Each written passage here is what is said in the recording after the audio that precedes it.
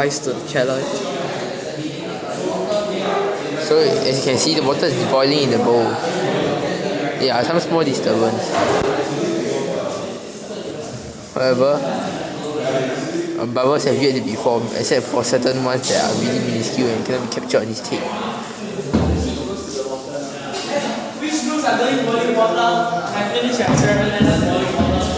As you can see, a few bubbles have popped on the surface. Let's zoom in to have a better look. As you can see, there are bubble formations on the surface. This proves that the boiling is existent. There's a lot of bubble over there. Alright, sure. Now let's zoom out to have a better view. As there's boiling at the bottom of the paper cup. Therefore, we can tell that boiling is present.